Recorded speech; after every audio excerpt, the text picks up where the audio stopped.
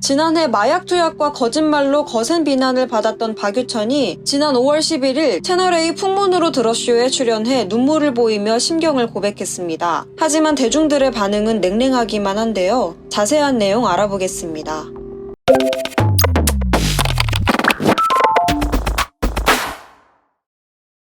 지난해 남양유업의 외손녀이자 박유천의 전 여자친구인 황하나가 마약 투약 혐의로 체포되었을 당시 조사 과정에서 모 연예인이 자신에게 마약을 종용했고 심지어 자신이 잘 때 몰래 투약한 것이라며 변명을 하게 되면서 박유천이 해당 연예인으로 지목됩니다.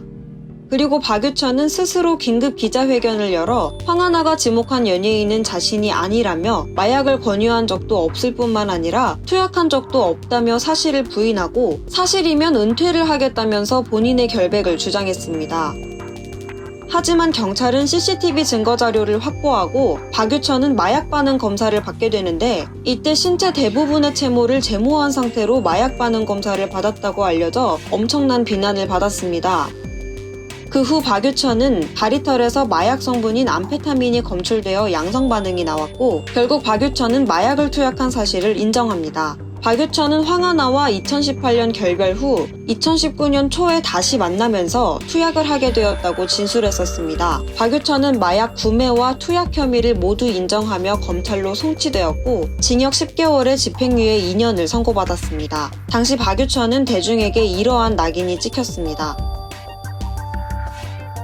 그리고 석방 후 동생 박유환의 SNS를 통해 모습을 공개하기도 하고 지난 1월에는 태국에서 유료 팬미팅을 진행했으며 동생 박유환과 라이브 방송을 진행하기도 하고 하나 9만원의 높은 가격으로 화보집을 판매하며 연회비 6만 9천원의 유료 팬클럽도 모집하는 등 방송활동을 재개하려는 준비를 하면서 또다시 거센 비난을 받았는데요. 뿐만 아니라 오는 6월에는 팬사인회도 예정되어 있다고 합니다. 풍문으로 들어쇼에 출연한 박유천은 자신을 둘러싼 여러 논란들에 대해 해명도 하고 대중들에게 꼭 한번 죄송하다는 사과 혹은 용서를 구하는 시간을 갖고 싶긴 했다면서 끝내 눈물을 보였고 앞으로의 계획에 대해 팬분들을 위해서라도 그 어떤 말보다 제 인생 열심히 살아보겠다며 성실하게 진실하게 살다 보면 대중에게 인정받을 기회가 언젠가 오지 않을까 다시는 똑같은 실수 2번 반복하지 않겠다고 다짐하는 모습을 보여주었습니다. 그리고 풍문으로 들어쇼의 패널들은 결코 박유천의 해명방송이 아니고 대중에게 진심 어린 사과를 하기 위해 진행된 인터뷰라며 강조했습니다. 하지만 대중의 여론은 냉담했습니다.